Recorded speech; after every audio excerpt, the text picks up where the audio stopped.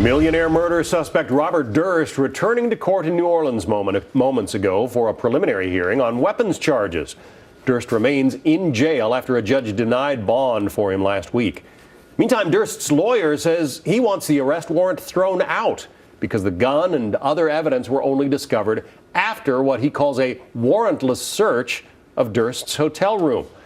Let's bring in our legal team. Fred Tisi is a former prosecutor. John Manuelian is a criminal defense attorney. To you first, Fred. You're the former prosecutor here. Yeah. So plus, apparently, I got the short end of this story. Go ahead. The FBI agents find Durst in the lobby of the hotel in New Orleans. Right. They frisk him. They don't find anything on him. His lawyer says at that point, you got to let the guy go. They went up to his hotel room, searched it, found the gun and some other things. Well, but what I don't understand, and here's the disconnect that I'm having, is what happened between what was going on in the lobby and what happened when they went up to the room? I mean, did they tell this Robert Durst that he was under arrest?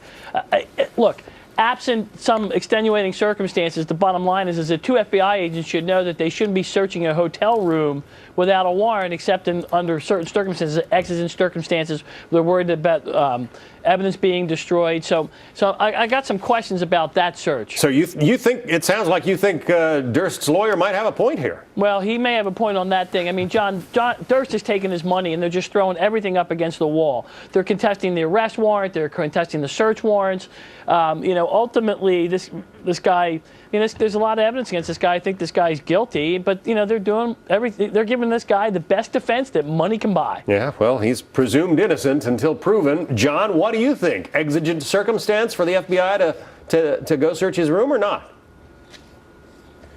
I don't think so, because I think at the time he was detained, there was no fear that he was going to commit any kind of destruction of evidence. There was no information for the FBI to believe that other people were in the room, that they were going to destroy the evidence. They could have easily got a warrant, John. In today's technological times, we could easily get a warrant through computers. It's not that difficult. So right now, the prosecution has the burden of showing whether or not the warrantless search was reasonable or not. It's a preponderance of the evidence standard, which is a lot less than a trial, which is a reasonable doubt standard. So there's a 51 to 49% shot that he could win. If he doesn't win, then he basically winds up with defending the charges as they are, which is a slam dunk prosecution case. So this is the only out for Robert Durst. There's also been question of timing here, Fred. The fact that he was arrested in New Orleans on the same weekend, basically, that HBO show had him, spouting out about I killed them all. Supposedly, that's what he said. Go figure. Now, his attorney says, look, these FBI agents didn't even know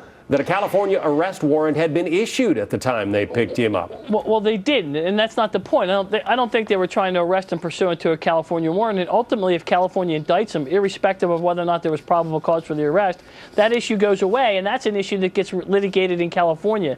The other thing is this. Remember, this is a guy who has been known to be living under an alias. He's been caught and been found dressing up as kind of a woman who is handicapped. I mean, and he had $44,000 in his hotel room and a map of Cuba. I mean, this guy was a flight risk. So, this really will turn on whether or not what these agents did was reasonable. But I think John's right. I mean, this one could go either way. Well, John, if they picked him up, though, under, I don't know, questionable pretenses in New Orleans, does the possibility of the murder charge go away? I mean, because of the way he was arrested in New Orleans?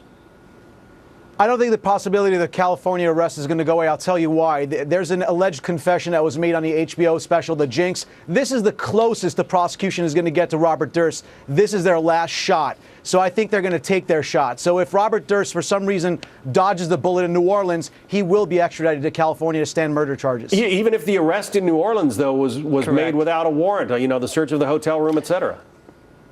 Right, John. The question is whether... Right, I'm sorry. Go ahead, John. No, I say that's correct, and Fred's correct. This is going to go to California because one is not dependent on the other. If he wins the New Orleans charge, he's still looking at murder charges in California. All right. John Manuelian, Fred Tisi, thank you both. Thanks for having me.